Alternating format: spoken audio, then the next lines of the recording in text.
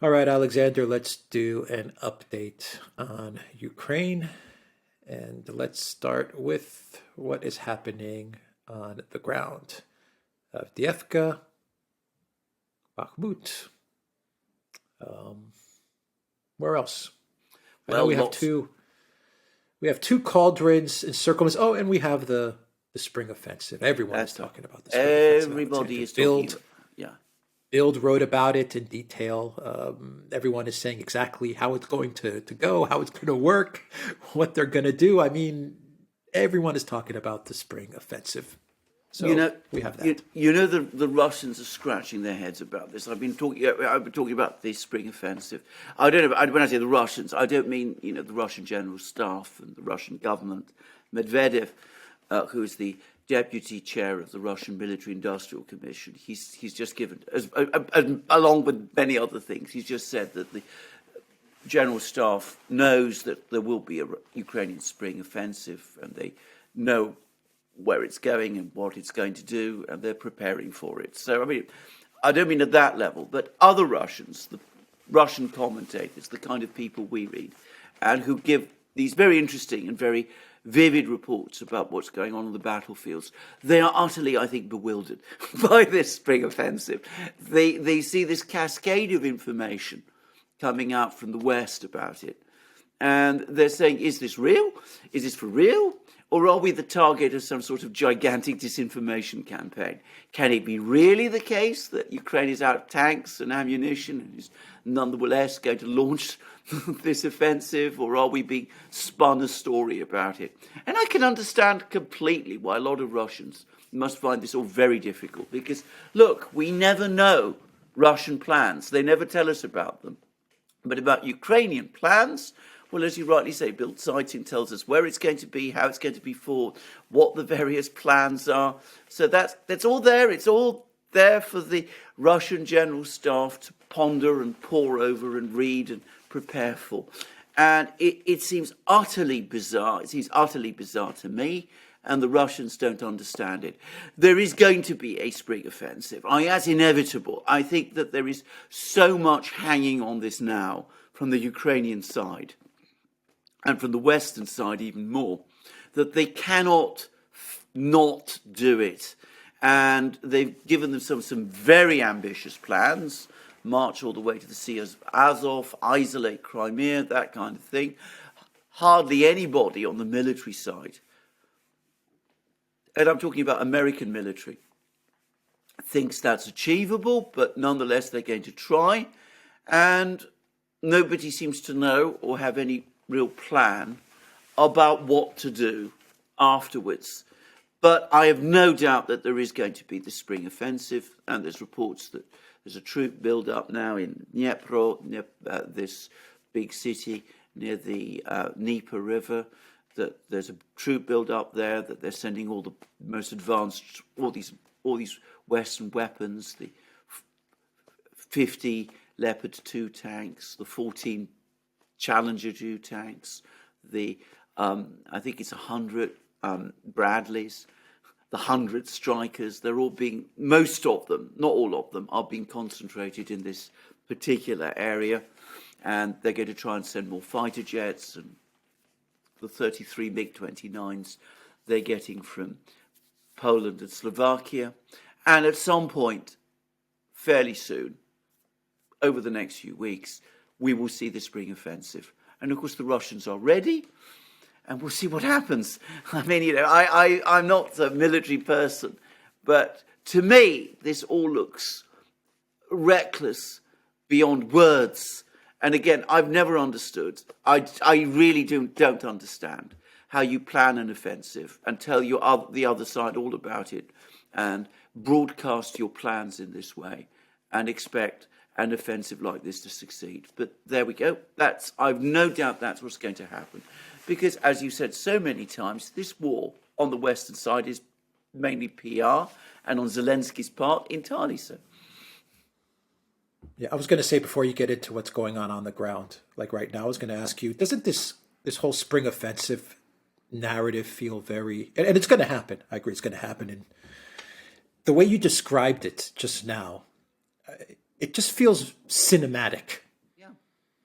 You know Yes. what I mean? Like Yeah. all of this buildup and the planes and the leopards and the tanks, and I feel like we're about to watch a big Hollywood production.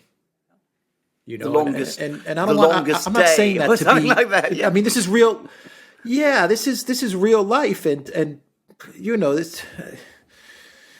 I just have a feeling that Ukraine's going to pay a terrible price for this. Yes. The Yes. people, the Ukrainian soldiers on the ground are going to pay a Yeah. terrible price for this. But it feels like the higher ups, the people calling the shots, have turned this into this big spectacle, and they've almost been overwhelmed. The momentum's taken them over, and they keep on talking about this spring offensive, and they keep on pumping it up and pumping it up even more and more and more. And there are military people who seem to be telling them, calm down, but there are no brakes. No. They can't put the brakes on these people. I don't know. I mean, I was listening to you describe it. I'm like, this is like a big, huge budget Hollywood production that they're putting together. Yeah. Oh, it's exactly what it is. And they'll be there, there'll be the media there with all the cameras. It'll be, I mean, that is how it's going to work. But as you absolutely said, this is real life and this is real war. And unsurprisingly, as I said, the Russians are bewildered about it. But, the actor in chief, the star of the film, he was there on the battlefronts just yesterday. He was touring Kherson region. He's also been to the Donbass. He's obviously preparing rehearsing his role in this great movie, and that has been prepared for him. Because you're quite right, that is exactly how it feels. It does have a cinematic quality. I don't think wars are fought like this. I mean, I don't know much about war. Haven't known much anything at all about war until this war began. But I don't think this war should be fought in this way. I think this is a very dangerous and extremely reckless thing to do. And I have to say it's buttressed by vast amounts of false assumptions. I mean, I'm sure you saw it, but I did a breakdown of a long article in the Jamestown Foundation about Russian shell production. And, the premises behind that article were just ridiculous. I mean, an analyst, any self-respecting analyst, would take them about 3 minutes to check them. And by the way, after I gave that video, a former British intelligence officer contacted me and told me, and he knows a lot about this and about production of shells. And he said, everything that you said, it's absolutely as it is. And he went further and he explained more things about why this thing is wrong. But, and then I got Brian Belletti contact me. He said, well, you're absolutely right. But just notice that even these very tiny amounts of shells that the Russians are supposed to have produced are still more than we had. So, I mean, how this is all supposed to work out, I just simply don't understand. None of it makes any kind of sense to me. I mean, it seems to me that they've been swept away in their propaganda. They've been swept away by their own propaganda. They can't let it go now. And meanwhile, the meat grinder on the ground continues. I hate that expression, but it describes very, very well what is actually happening. So there's been very, very bad weather in the Donbass, at least bad weather in terms of movement of troops. So neither side can carry out big advances because their forces are basically limited to the asphalted roads, and those can be easily shelled. And anyway, there's been a slowdown. But it's a slowdown in which the Russians are continuing to make progress. They've now taken at least 70% of Bakhmut, probably more. They're now apparently tightening their control of some of the villages around Bakhmut, places like Khromovo, Ivanivska, Bogdanovka, Ivanovo, Vasilyevka, those sort of places. The Ukrainians are helping the Russians by feeding more and more men into Bakhmut. And more of their best troops are being sent to Bakhmut and are dying there. They've apparently deployed Leopard 2 tanks. They didn't get about 50 of them, but they're going to deploy some of them, not for this big, great cinematic offensive, but to try to hold on to Bakhmut. Again, it doesn't make any clear sense to me. And of course, they're losing ground in Avdiivka, which is this other cauldron that you were talking about, which is now also beginning to form. And there was an admission from the British Defence Ministry, of all places, that things are not so great for Ukraine either. In the Kremenaya Svratovo area, that the Russians are close to Kupiansk, and I've heard that the losses Ukraine is suffering there are on the same scale as the losses they're suffering in Bakhmut. So you're quite right. It's either the real war, because that's the real war, continues. The cinema piece, the remake of The Longest Day or whatever big Hollywood movie you want to insert. Well, that's in preparation. The IMF approved a 15 billion loan to Ukraine. Yeah. They broke their own rules by approving it. Do you have any idea what the state of the Ukraine economy is, or how they're getting by? What's happening on that front? I mean, we talk about we analyze the Russian economy, but do you have any idea what's going on there? Yeah, functionally as an economy, it doesn't exist anymore. I mean, it has become like Afghanistan, when Ghazni was the president, when it was American run, or South Vietnam. It's a shell. In effect, there is no industrial activity apparently to speak of, at least not in any of the big industries. There is very little. There's been a complete collapse of tax revenue. GDP is said to have contracted by a third. I know that there are lots of people who think it's more than half. I'm not saying. But it survives from day to day because of cash injections from the West. They pay many of the salaries now. They pay apparently most of the civil service salaries. And, they pump in money. And when you pump in money on that scale, economic activity must continue at some level, because it means that people have dollars, or at least they don't have dollars, they have hryvnias, which are backed by dollars, and they have to spend those hryvnias. So if you go to Kiev, you'll find lots of cafes and restaurants, the shops there. There's lots of clubs, apparently. Apparently it's a big clubbing place. And it all goes on, partying like there's no tomorrow. I'm sure that's true in some other places.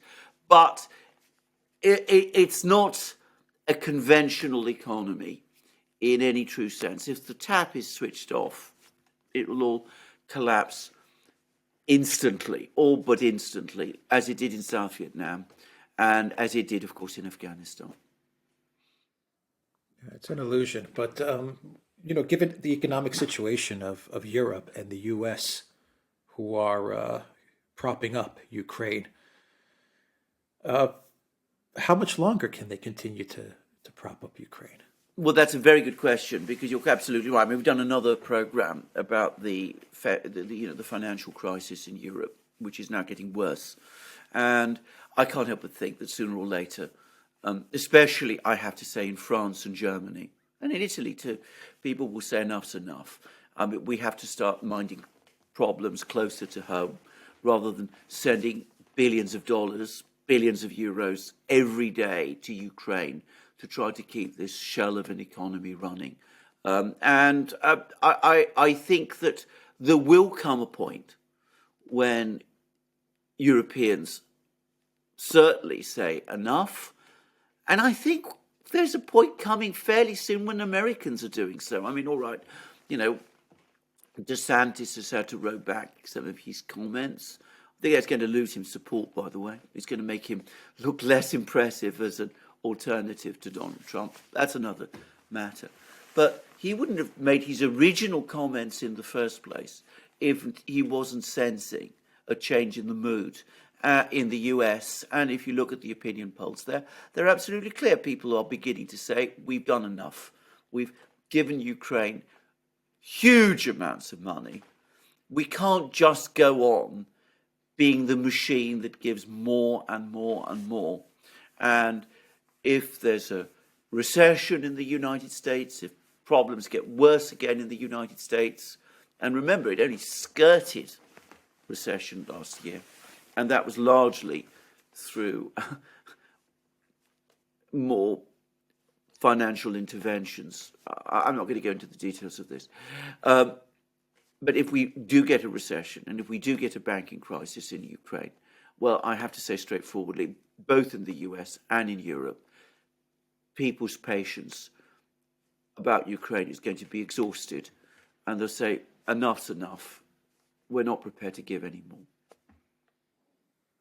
Yeah, you're starting to see that even with the issue of weapons supplies to Ukraine. You have the Czech Republic, one of the staunchest supporters of Project Ukraine. You have President Pavel coming out and saying, we can't give him any more weapons. We're done.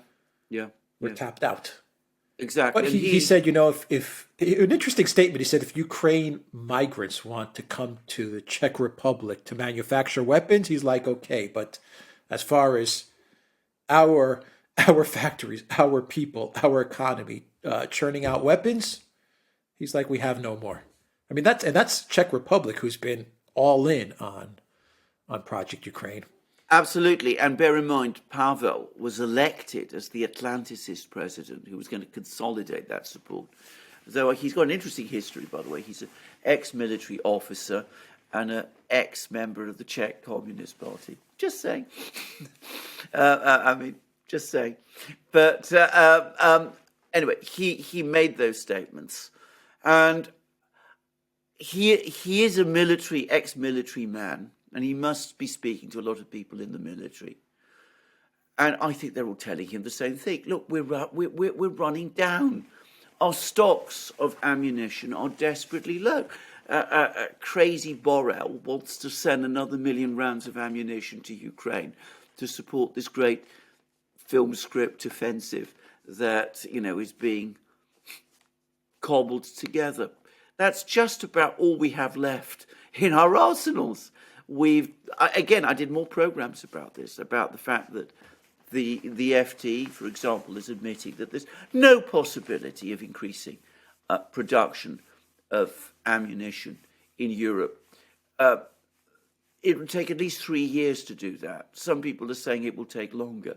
And you're going to persuade European voters to fund expenditure on ammunition at a time of a financial crisis. Well, you can try, you can ride over them like you always do. It's going to make them even more angry if you do that, especially if their ammunition then gets shipped over to Ukraine. So I suspect that before very long, we're going to run into major political buffers as well. Yeah. All right. Anything else that we need to discuss in this update, or did we cover everything for the most part? I think we've covered. I don't. You can always talk about this. We can always talk about lots more, and there's always fog of war about. There's a lot of other stuff. But I think as an overall picture, I think we have it there. As I said, we'll see what happens with this offensive when it's launched over the next few days or weeks. Some people say in April, others say in May. Others tomorrow, others today, but one way or another, it will be launched. We know where it's going to happen, and we know that the Russians are ready, and it will be a very interesting film to see. Yeah, all right. Yeah, if we know about it, if everyone knows about it, then I'm certain the Russians knew about it months in advance, and they've prepared. But we'll see how it plays out. Okay, the Duran.locals.com. We are on Rumble and Rockfin, Odyssey, BitChute, and Telegram. And go to the Duran shop, 10% off. Use the code GOODDAY. Take care.